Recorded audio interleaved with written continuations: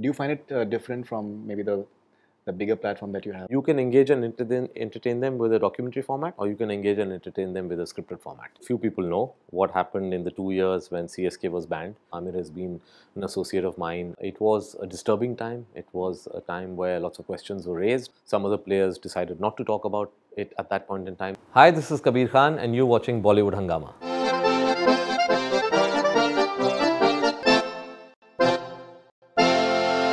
Well, it's wonderful to have Kabir Khan with us. He's coming up with something really unique for Hotstar. It is Roar of the Lion. We'll talk about that and much more. Pleasure having you back, sir, on Bollywood Hungama. Thank you. And if you can please tell us something about Roar of the Lion. What exactly is it all about? Well, Roar of the Lion is about a story about which actually few people know what happened in the 2 years when CSK was banned.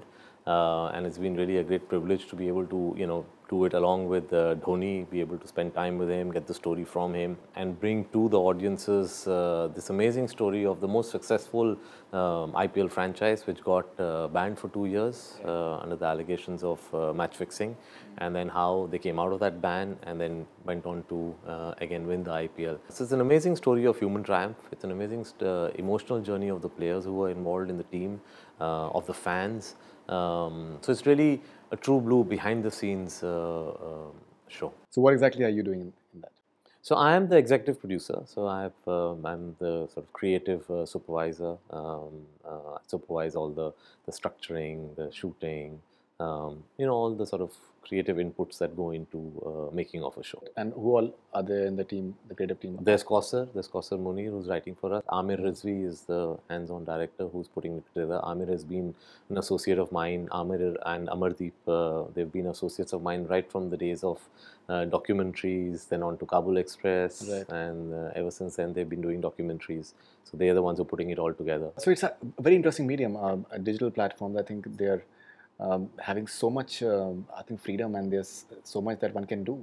Do you find it different from maybe the bigger platform that you have, the big screen platform that you have? They're completely two different dynamics. I think there are certain stories that lend themselves better to web series, certain stories that lend themselves better to an unscripted web series like Roar of the Lion. Roar of the Lion is a non-fiction, unscripted show, which is better known as documentaries, versus a feature film, which is a completely scripted, a very logistics heavy. They're two completely different journeys. I would feel they have a different grammar, they have a different idiom, and I just feel there are certain stories that lend themselves better to a web platform, and certain stories that lend themselves to a feature. I think first love has been documentaries. Yes. In a way, you are rediscovering that. Yes, actually, I must be very thankful to Hotstar to get me back to documentaries after a long time. Documentaries always have a certain thrill, and whenever I'm sort of working on something, it gives me a high, because there's something about discovering story as it goes, right? You can only enter a documentary with a certain structure in your mind, but ultimately things will not play out necessarily according to what you've thought, and that's the charm of documentary storytelling. You're making it with the material that's going to unfold in front of your camera as you're shooting it. It's not according to a script. And a story like this, the Roar of the Lion, is something where you have the real protagonist talking about it. It's not an actor playing M.S.Dhoni. We have M.S.Dhoni, the man himself, telling us the story, and that's altogether a different thrill for a storyteller, and will be a huge thrill for the audience to hear the story from the man's mouth. We've been talking for many years now, and if you remember, I've also asked you that would you want your documentaries maybe to be coming across on a bigger platform. Yes. Do you think it's possible? Yes, I think now it's definitely possible. I think there's a great excitement for documentaries. There's a great excitement for all kinds of formats. Right, There's not restricted to now just fiction storytelling that used to be a few years ago. And I would love to do that. Some of my documentaries are being converted into actually scripted works also, like The Forgotten Army for Amazon is something which Subhash Chandra Bose. So, yeah, it's actually not really Subhash Chandra Bose, and that's the distinction that I'd like to make. It's a story of the army. I think a lot of work has been done on Netaji, but not much has been done on the army. That was the INA.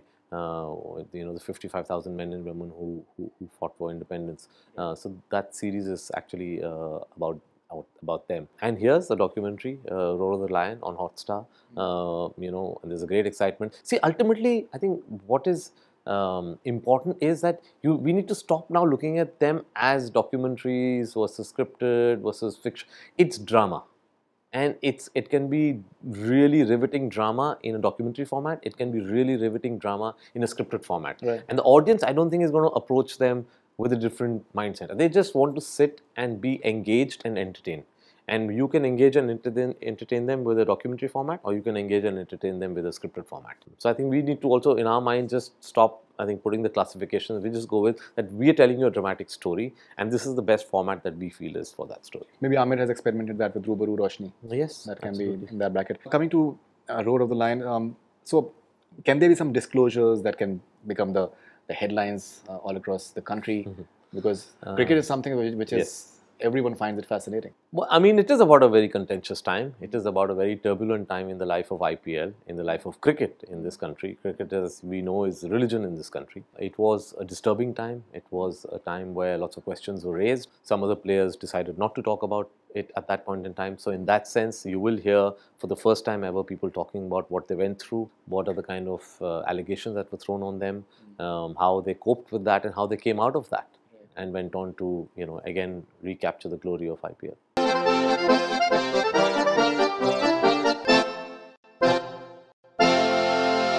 Hi, this is Kabir Khan, and you're watching Bollywood Hungama.